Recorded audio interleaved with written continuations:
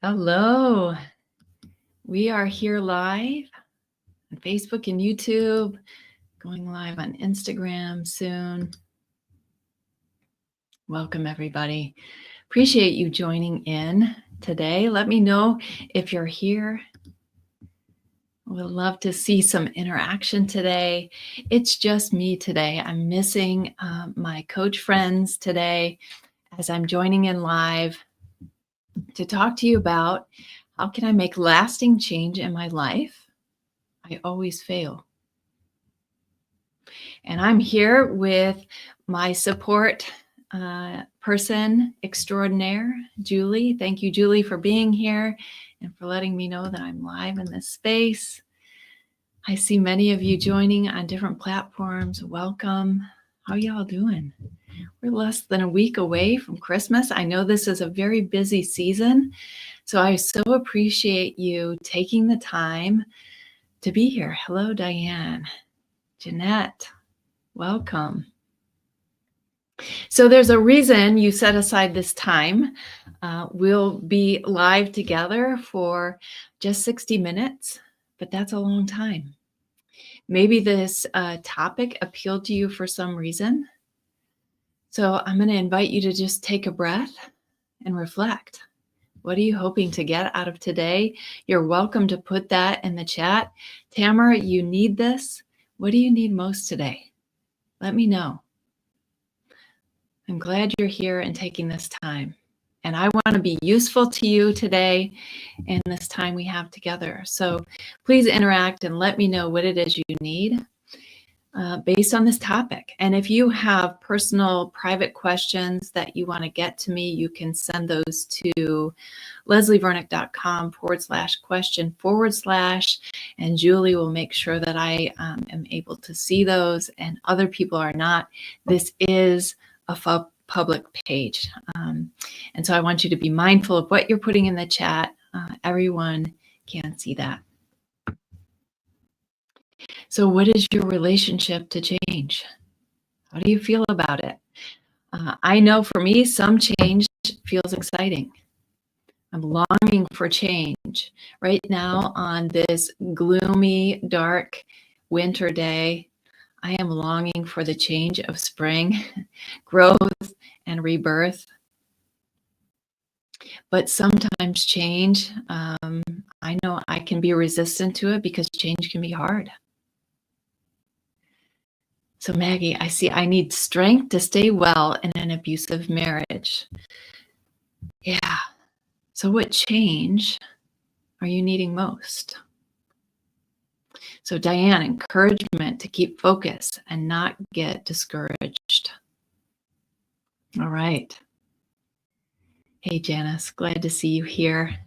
So faithful to attend. I love seeing your names up here. We have some faithful followers and perhaps you're new.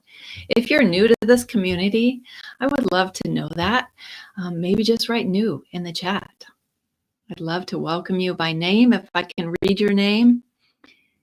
So let me know if you're new. And what is your relationship to change? When change is hard, we may be resistant to it. We may push against it. We may avoid it. We may distract ourselves from that. Hey, glad to see you, Maggie. You're new to this community. We want to welcome you here. We have such a loving, supportive community, and I hope that you find that here today. So Jeanette, this title helps me reflect that I always fail is a trauma wound attachment to count on raising self-awareness. Okay, you want to raise some self-awareness. Yeah, this thought of I always fail could be a trauma response, right? That could be a way of protecting yourself from stepping into difficult change that you may feel powerless or helpless to make any change.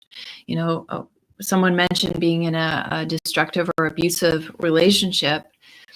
Sometimes you feel helpless to change that because you don't have complete control. Somebody is powering over you, controlling the relationship, unwilling to make changes on their part. And that may put you in that hopeless, helpless state, or even feeling traumatized and in survival mode. Anita, we're glad to have you here from Belgium. So, Anne, you're looking to stay in the moment and practice peace, peacemaking, peace on earth, real peace. Yeah, we're learning a lot about that in this season, right? Jesus Christ came to give us peace. And so learning from him and how to make peace real and not just fake peace, that can be a challenge. So if you feel like you fail a lot, you're in the right place today. We're going to be talking a bit about failure. We're going to be talking about change. I've been unable to get past my childhood of being told, figure it out yourself. Nope, that's wrong. You can't do it that way. I'm an avoider for sure, working on that change. So that's something, specific you're calling out today, working on the change of moving from avoider to what? What do you want to move towards? So sometimes we know what we want to get away from, but we have a harder time putting words to what is it that we're hoping to move into. And learning issues play a huge factor in that inability to change. Absolutely. So we were modeled certain things growing up. We were handed beliefs in our early ages. And sometimes we just take those beliefs without challenging them. And now in adulthood, it's time to do that. And so we get to do that here today. So maybe you're here because you're struggling to get change to stick. And maybe you're waffling between short-term change and long-term failure. So I want to provide some help for you today on getting you unstuck. So let's just say that the change you want is you're noticing a really messy closet. You get up in the morning. I'm going to just use this benign example here. You get up in the morning and you have a hard time picking out what to wear because everything's such a mess and you can't find anything. So first, identifying what change do you want to move into? Maybe an organized closet, right? Putting that into a positive statement. I want an organized closet. So is the reason that you don't have that because you don't know how? That may be true, but in today's age, we can easily plug that in Google. We can get an AI generated how-to list. And you probably know how, right? You can get that list of how to. But even if you manage to clean it up, you're likely to go back to the habits that made it unorganized again in the first place. And soon you'll be back to where you started. And isn't that how it happens? Sometimes we get that short-term change, and then we end up feeling like we're a failure. So people often misunderstand the actual problem. It's not that we don't know how. It's that we have a harder time with the specifics and making ourselves change. Or let's say the change you want is to invite deeper relationships. You could Google that too and find a how-to list. And the problem may not be that you don't know how. The problem may be that you can't make yourself do that. The problem is more complex. So oftentimes the first step to change is to change the way you think. And when you change the way you think, you change the way you feel. And your mindset can inspire your actions. I'm just checking in with you in your chat here. Lots of needed prayer. Yeah, thanks for putting that in there and being vulnerable. We do have a prayerful community, and we can join you in prayer.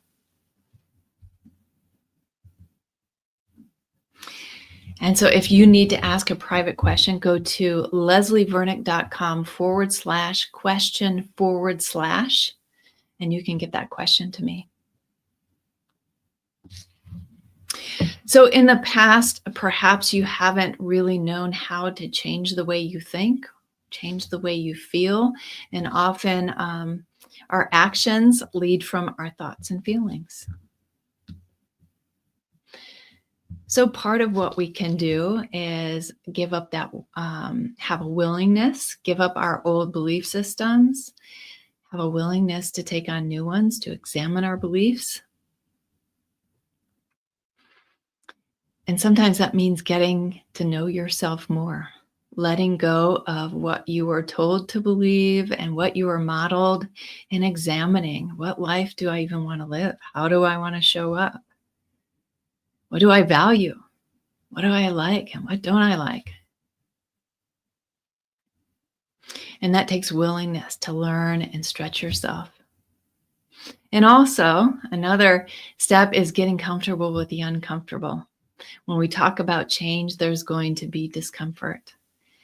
And sometimes it's hard to tolerate the discomfort.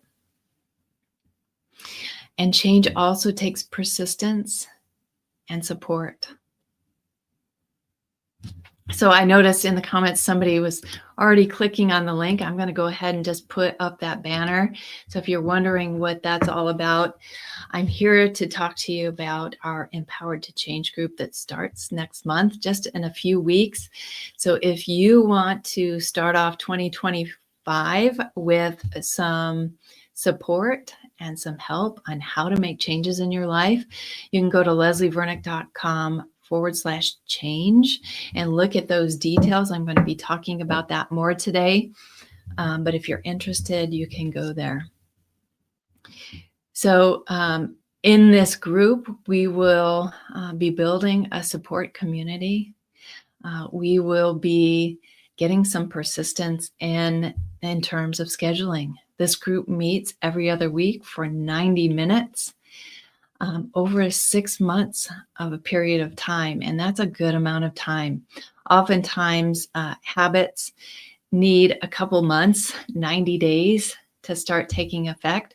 So this gives you the opportunity to have some accountability and checking in with some support people.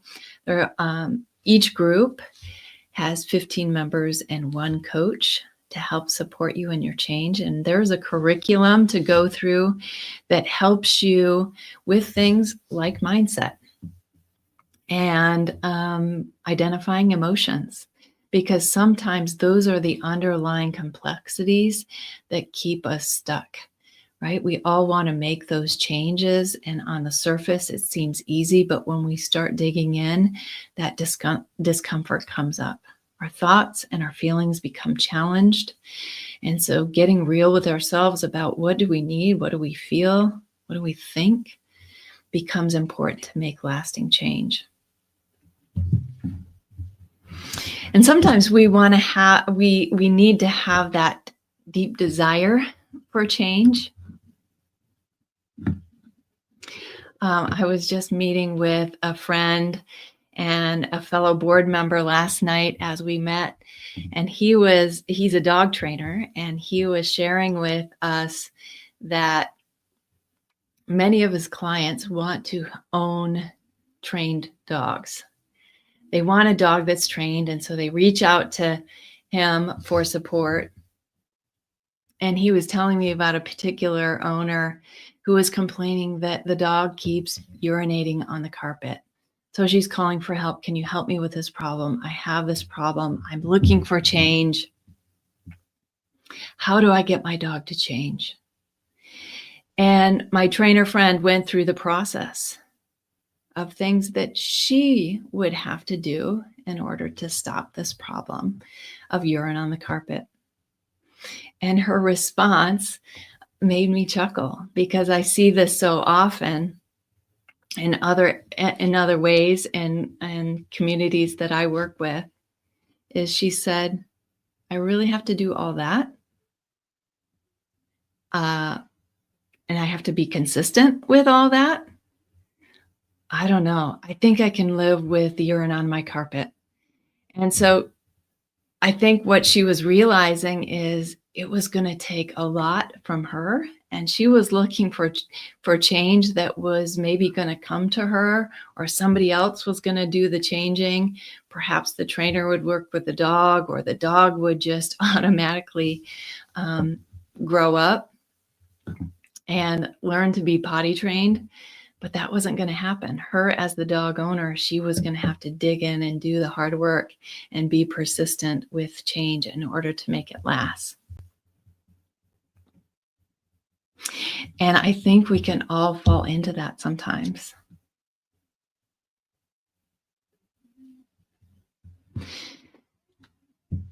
So you may be experiencing that. You want change in your life. But how do you get that? What change do you need? There's no easy button. That's true, Julie. Thank you. What change do you need most right now? You're welcome to keep putting that in the chat. We're not lazy, but exhausted. Sometimes that's true, Andrea. Absolutely.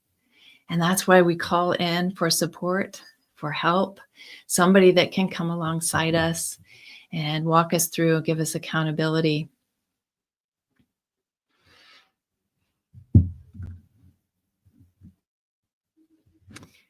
So what do you need most right now? And what might be keeping you from that change in that particular area? Are you looking for someone maybe to come along and save you? Maybe a parent, spouse, or God? Maybe you're starting, like this dog owner, to have that realization that no one's coming. No one's coming to save you. No one's coming to do the hard work. But now what? What's next? So for you, perhaps joining this Empowered to Change group may be a next right step for you. I'm going to walk you through some other steps you can take. But again, I can give you the how. I can give you a list of steps. But will you be able to carry it out? So part of having lasting change is starting a routine. So John Maxwell said, you'll never change your life until you change something you do daily. The secret to your success is found in daily routine. So half the battle of change is just showing up, being present, and following through with yourself, having boundaries with yourself. Part of having lasting change is putting your mind towards expressing gratitude. So that may seem easy. Even I would love to see in the chat, what are you feeling grateful for today as you've shown up today? What around you is something that you can express gratitude for? I'm feeling so grateful for my heating unit today, my home that I can take refuge in. I'm feeling grateful for the ability to meet up with family next week to celebrate the birth of our Savior. Take a minute to just center yourself. Look around. What are you grateful for today? Would love to see those in the chat. Being negative makes it hard to create change, and we can fall into that place when we're exhausted, we're helpless, we're feeling hopeless, and the waiting is getting really hard. Gratitude helps you kick out of self-pity and victim mentality. Absolutely, Lily. Thanks for putting that in the chat. I'm grateful for the internet and the ability to meet with you all. Pamela, thank you. We're so glad you're here. Diane, beautiful. For Jesus never leaving me. Absolutely. Also, for the local support group I'm in, can be so helpful to have that support group.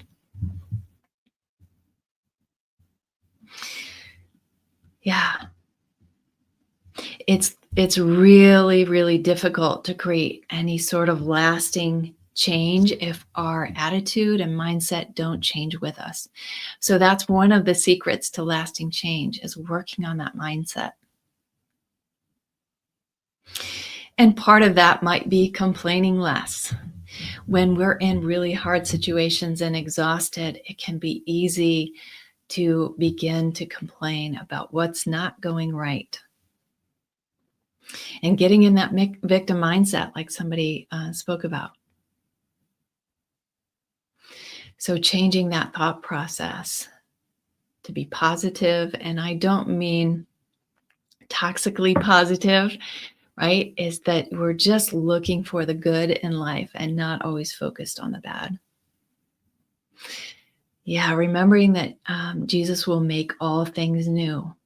That is true. It's absolutely true. And we know it to be true in his word. And sometimes in the waiting, it doesn't feel true. And that's sometimes where we can get stuck.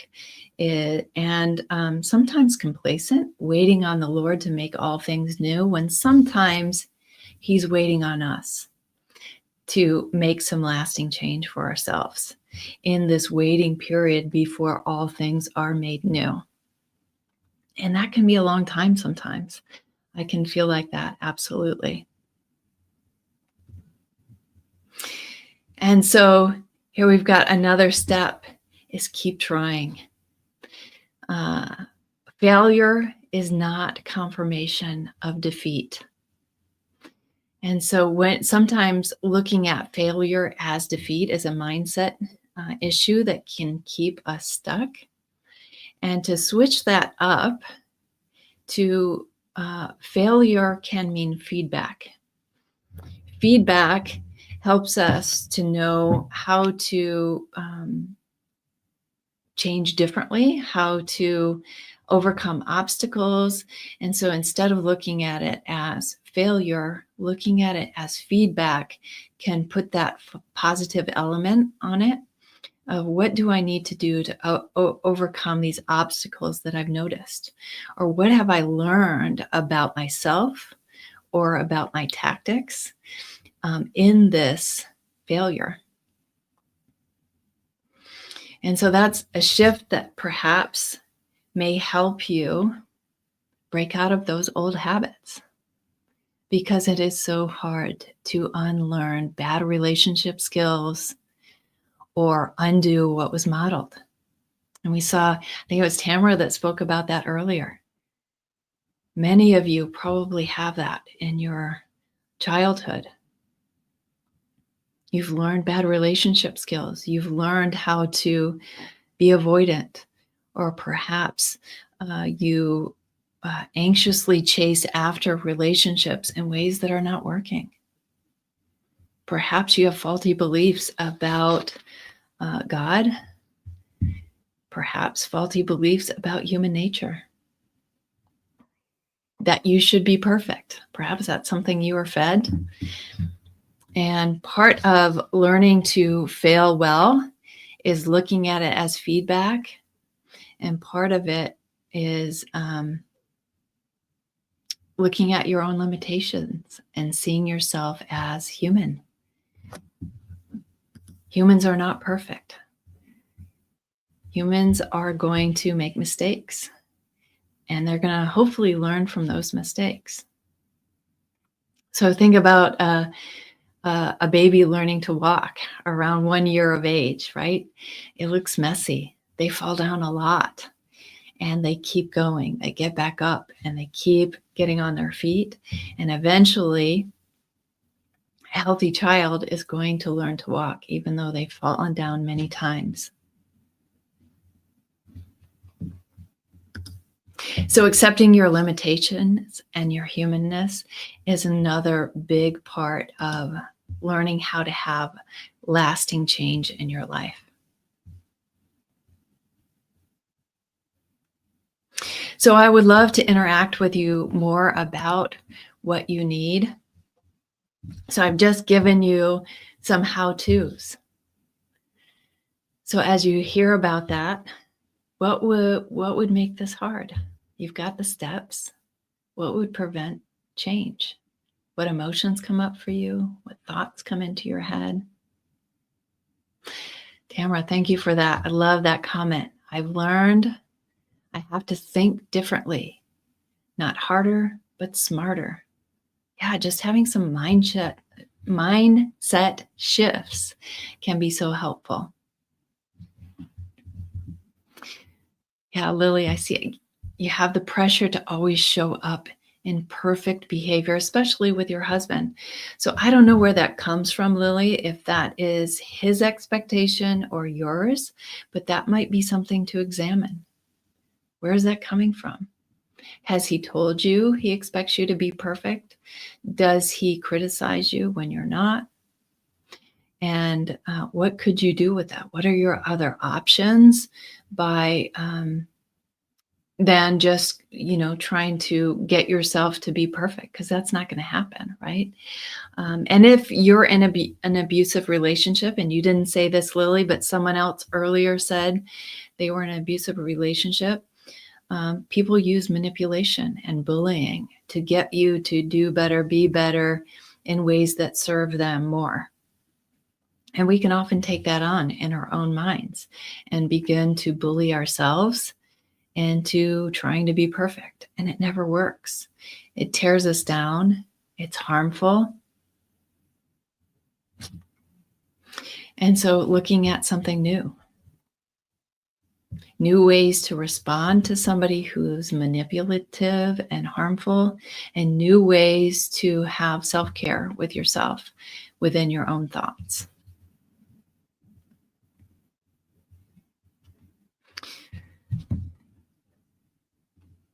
Yeah, learning to accept what is. That's a big part of knowing what change you need, right?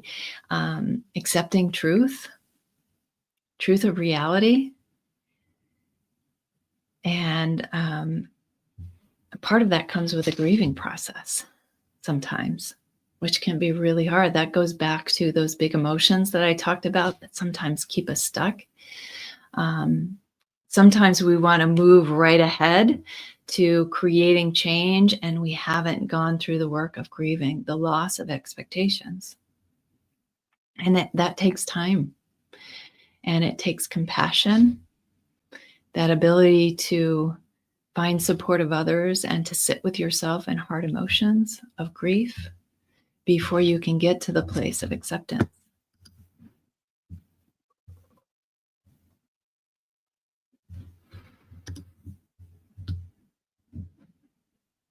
Grieve a little by little. Sometimes that's what it is, right? Yeah, grief is like that. I often think of it like a soda bottle. You have the plastic soda bottles, you shake them up, and they're highly carbonated, and they get pressurized when you shake them, don't they? And grief really takes you taking that cap off just little by little to depressurize it, to let some of that carbonation out before you can fully take the cap off. If you take the cap off right away, all in one go, it just gets messy. And so grieving little by little over time is really helpful. And it's also hard, and we want to avoid it. I can't think of a more painful emotion than grief. That sense of loss. Sometimes you can feel so alone in that. And we can easily move to distraction and avoidance and just self-soothing in a way that keeps us from actually going through grief.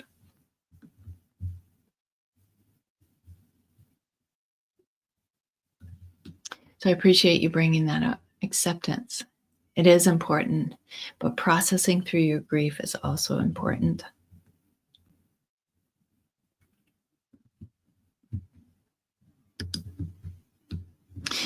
So if you're, like many, it sounds like in this chat, looking for change in an area, Um, I often start to review my year in late December around Christmas time.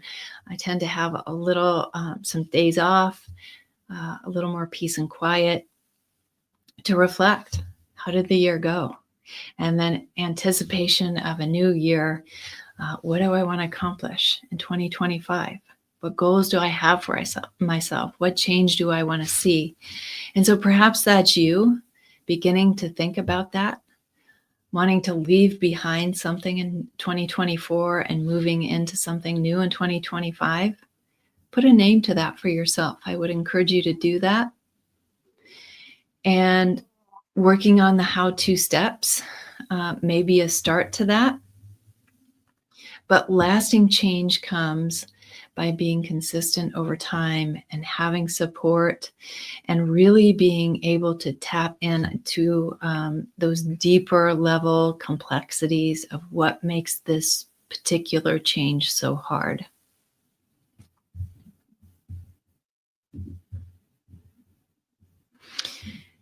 And we're going to work on that in an Empowered to Change group. So I just got word today, most of our groups are already full, but we do have just a few spots left. I know that our Thursday evening group and the Saturday morning group still have some spaces left in them in particular. And so if you're curious to know if there's space for you and a time that works for you, go to leslievernick.com/change and check out the details there. This is such a precious group because we do stay in contact, close contact for those 6 months. Many of my group members have stayed in contact well beyond the official group meeting. They've set up ways of meeting with each other over Zoom or WhatsApp or text in order to support each other as they continue to change through the year. And we get that opportunity to check in with each other. There is a self-study component with an incredible curriculum that helps you to dive deep into those things that I'm talking about. What are your own limits with yourself, your strengths, your weaknesses, your boundaries, your likes, your dislikes, your belief system that you learned. We have handouts that help you challenge some of those things and take a deep dive in your own time to examine yourself and to learn about yourself. And then we come together every other week for 90 minutes to experience that material together, to share. There's some live coaching that happens. So it would either be with you personally if you're in the group, or with somebody else in your group that you would get to sit in and witness that. And it's just such a vulnerable and precious time together. So if it sounds like something that you would be interested, I hope that you're able to join that link.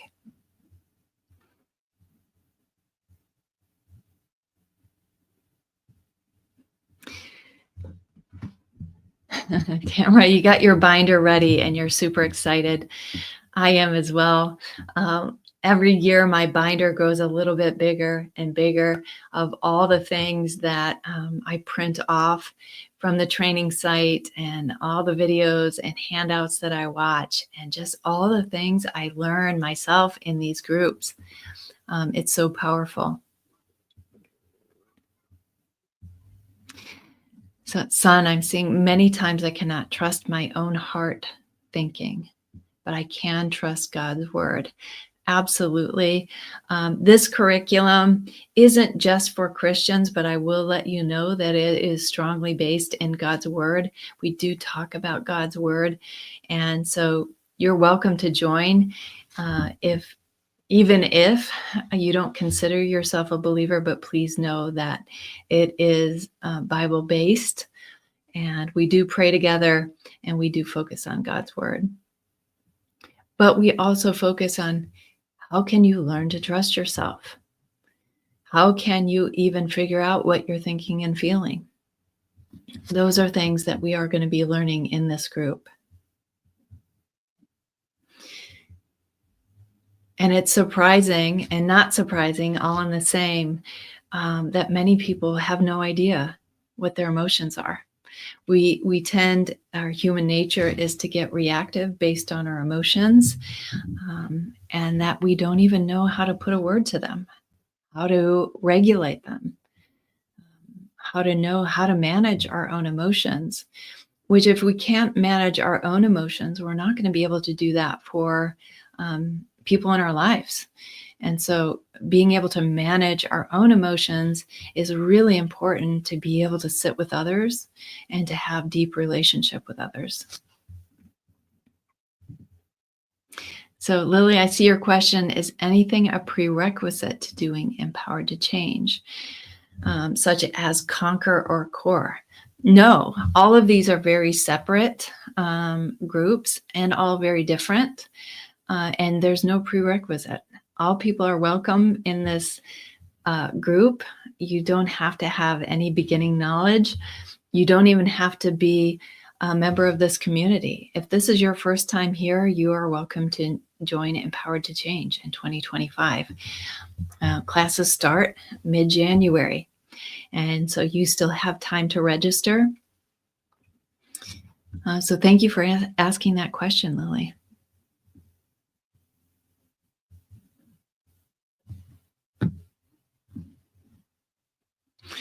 God's word promised he will defend us. Absolutely. What size binder would I recommend, Rachel? That's a great question. I'm just looking down at mine. I think mine is a 2-inch and it's got a little bit of space in it. But I'm imagining you won't need one that big. But I would say at least an inch.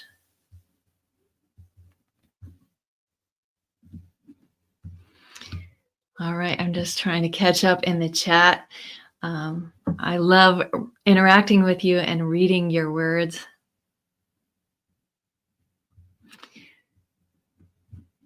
All right, if that would be you, Terry. I don't know what you're referring to, but that ability to regulate perhaps and to know your emotions. I hope you're able to join us because we're going to be working on that. And I love to see the difference that makes in people's lives. I've worked with people as late as in their 80s that have never learned how to name emotions or how to regulate emotions. And it is powerful to be able to do that. I wish this was a curriculum for children in preschool because it could make a big difference. And I think that culture is starting to change where we value emotions more than once happened. All right, I'm just going to tune in to my tracker and see what questions we have. If you have a question for me, go ahead and go to leslievernick.com/question/. It looks like I don't really see any questions coming through at this point.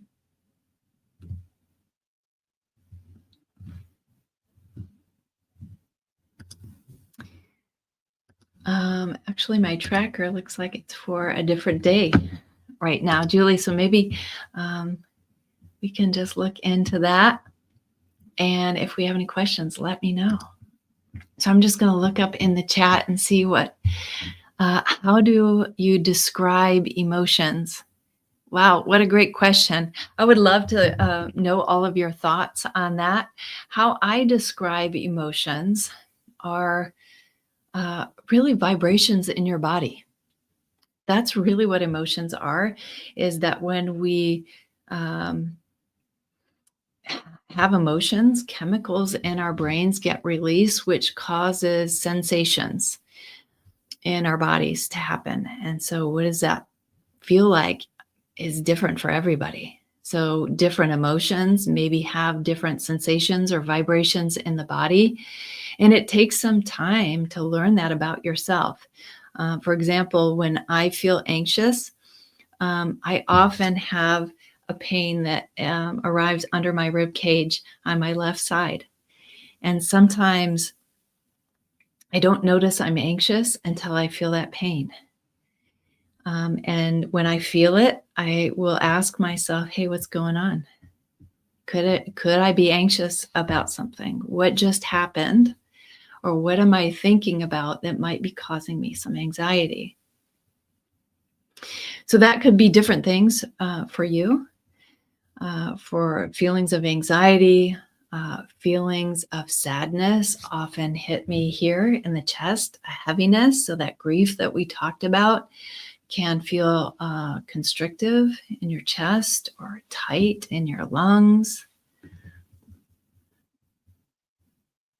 Perhaps you get sweaty palms, or you notice tension in your head, tightness in your shoulders. So there's body sensations that come with emotions, and there are feelings in your body, and you can put a word to that.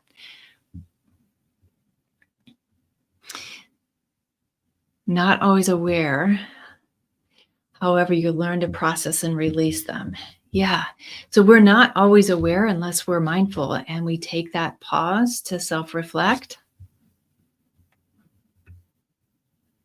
So that's a habit to begin practicing in order to create change. Sometimes that's foundational, is to be able to learn about emotions and learn how to manage emotions before you can really step into change.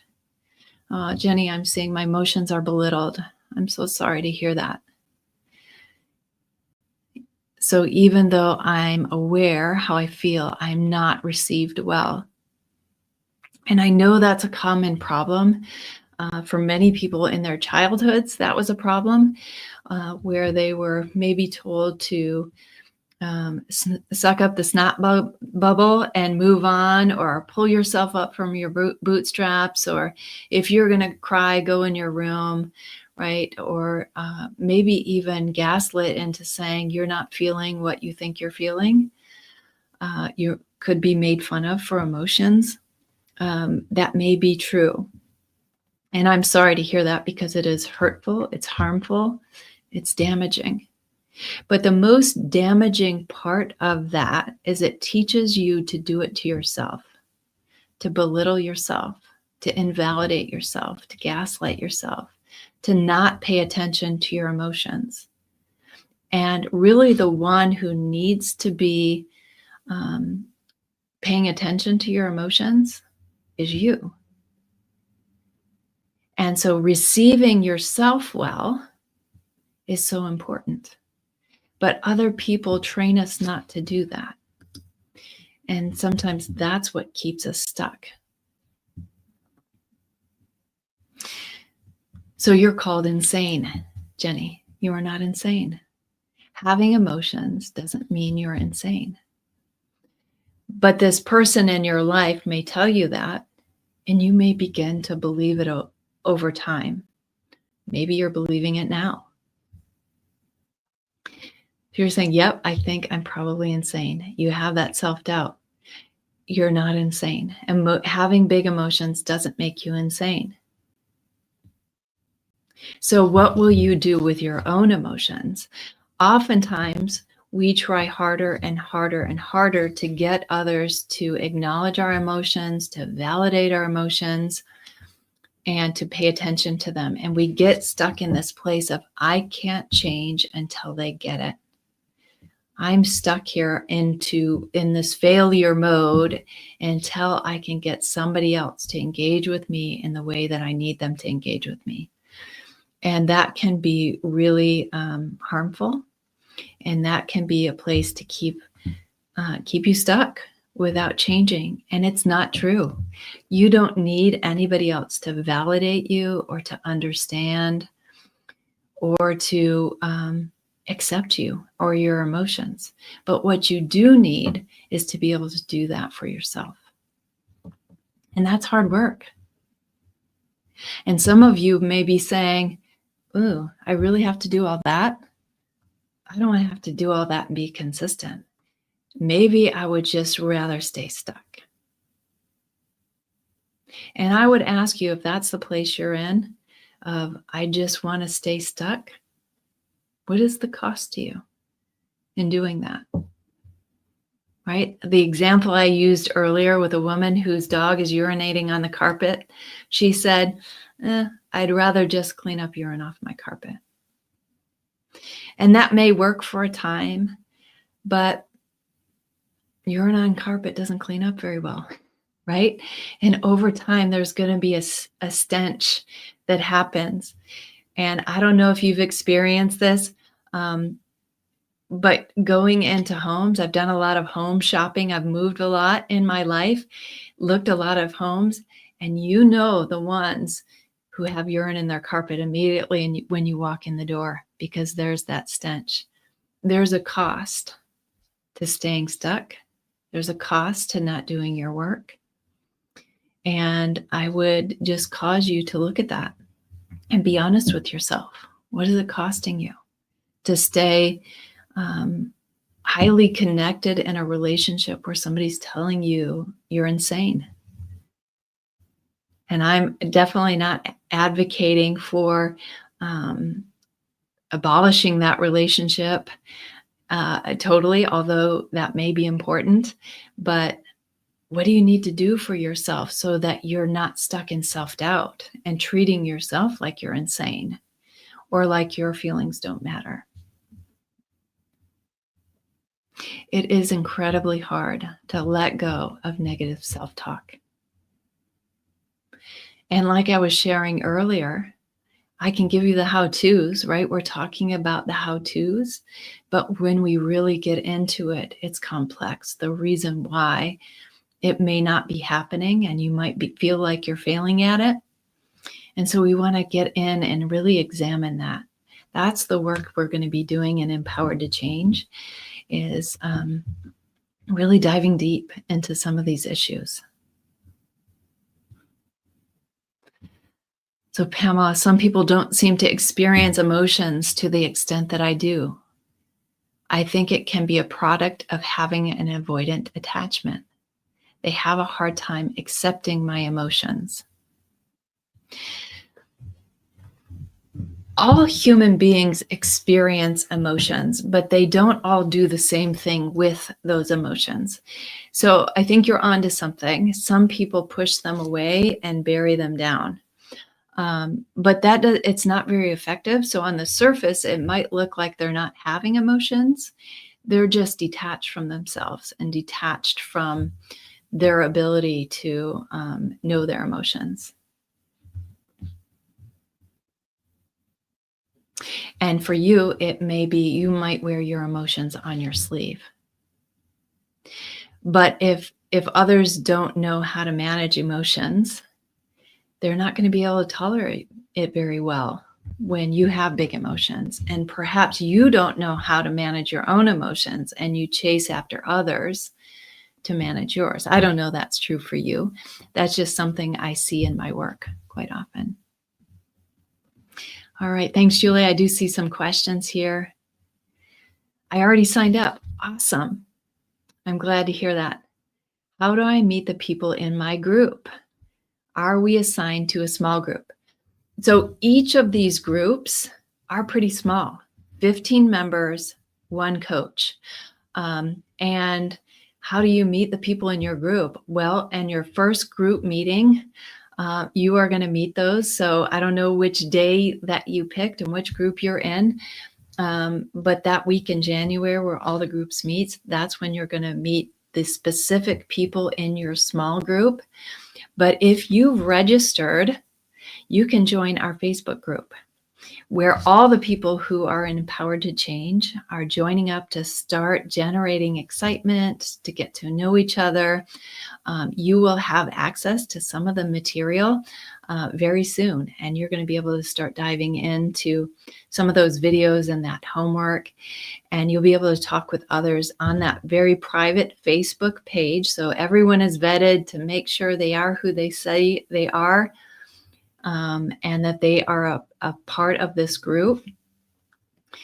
And so you can start that right away. And so we would be excited to see that interaction. Another question. I was a preschool teacher for 1 year. I left that job and been a stay-at-home mom for 6 months, along with a puppy as well.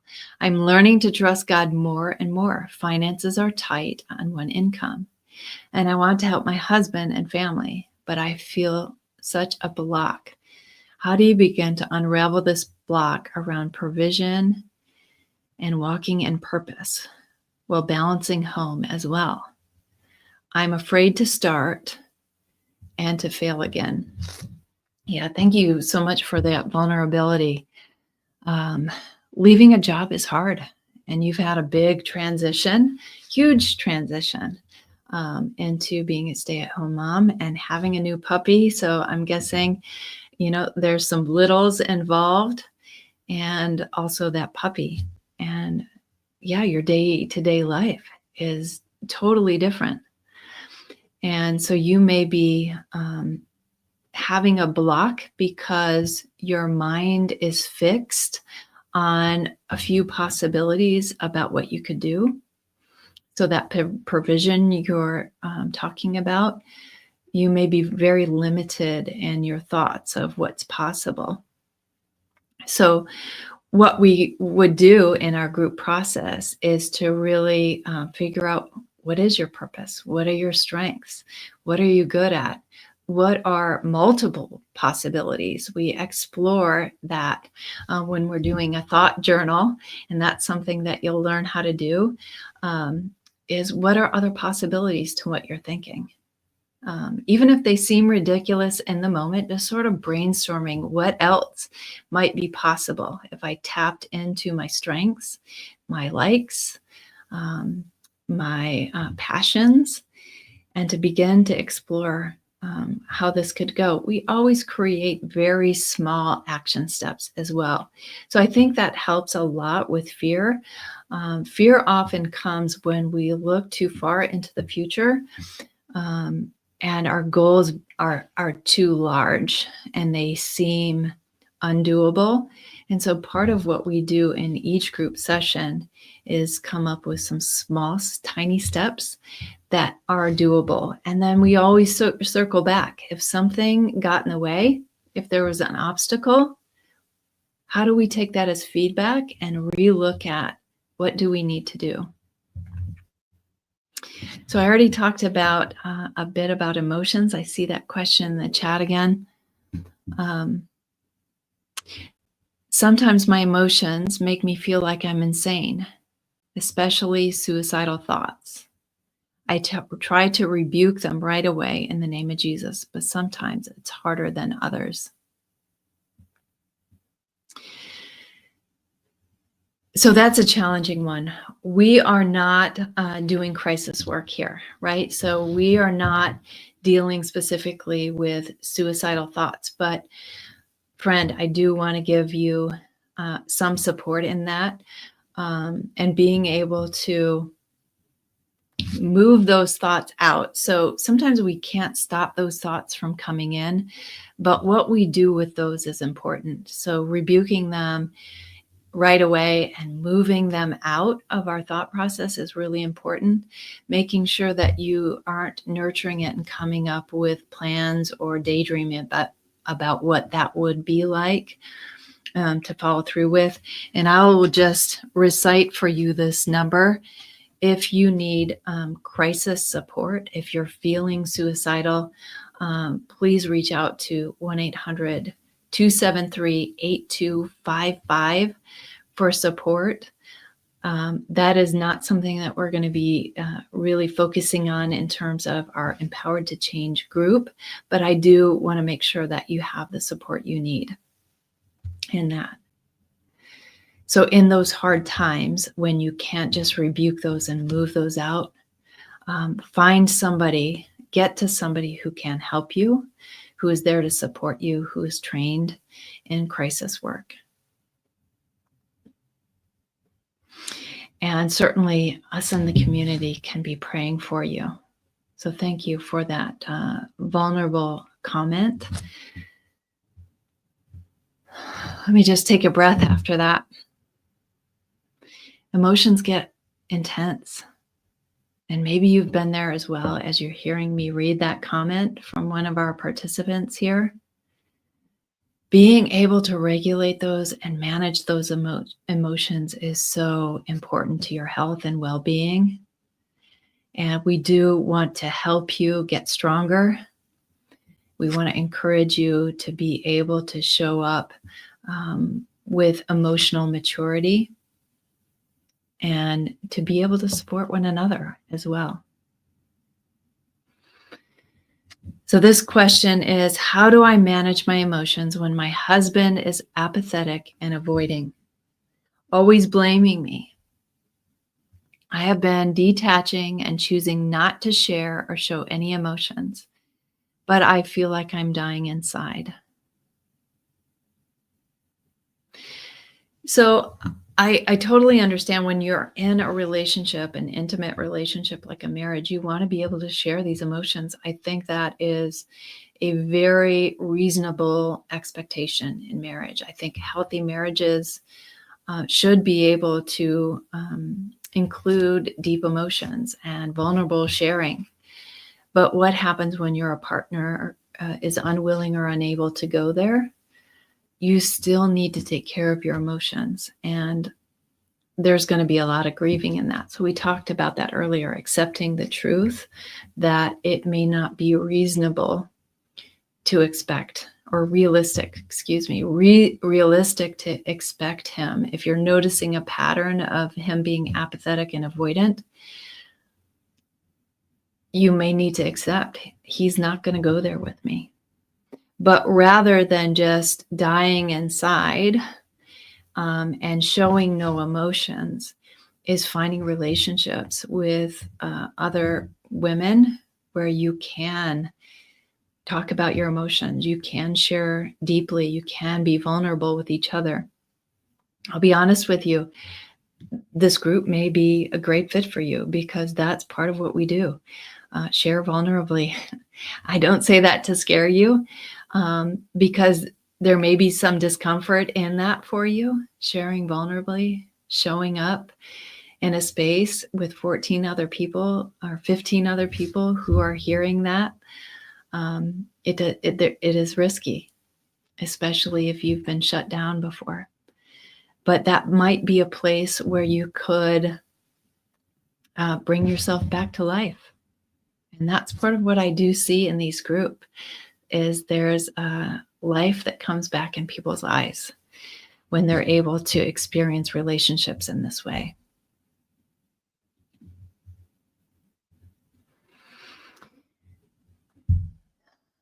And likewise, if this next question is, how do I manage emotions and shut down when my husband keeps using my trauma triggers to control me? He knows his actions will hurt me, but always has a reason and even blames me for his behavior and hurting me. And so part of what we're going to work on in this group is identifying triggers.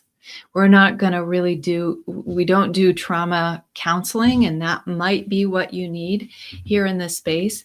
But we do talk about triggers. Obviously, we talk about trauma because it is part of this community, but we don't take a deep dive into trauma methods, counseling trauma methods. But knowing your triggers is important so that other people can't control you, that you have that self-awareness and that ability to manage your own triggers. So your triggers are not meant to be managed by other people. They're meant to be managed by you. And so learning how to regulate yourself and how to help yourself with your triggers is a big part, I think, of your healing. So one of the things we do each session is we give you a tool of how to manage emotions, how to work on deep breathing, regulation techniques, and we practice that in our groups. And so that may help you, not just the how-to, because I could give you some how-to, but we come together in our group to experience it. We actually do it together. And I think that's part of finding lasting change. I hope this time has been meaningful for you. I'm recognizing we are at the top of the hour. I would love for you to share in the comments what felt important to you today. What came out for you in this time that we've spent together that you will take away, maybe think more about. Maybe it'll prompt you to visit the site leslievernick.com/change to learn more about our group.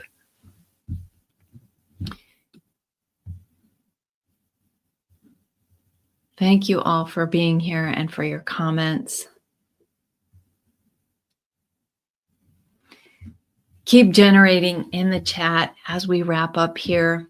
I do want to let you know this evening, I believe there is going to be another Facebook Live continued on this topic of change. So 7:30 p.m. Eastern Time. Join back up here. Coach Leanne is going to be with you to talk about change further. Tamara, thanks for that comment. You don't want to smell like that. Yes, we're talking about urine on the carpet. We don't want to have that as our smell. As in not changing, there is a cost, isn't it? And that might be a cost. So thank you so much for that. I appreciate you. Thanks for joining me here. I will be here next week as well, I believe. So I hope you have a beautiful rest of your week and take care, everybody. Bye for now.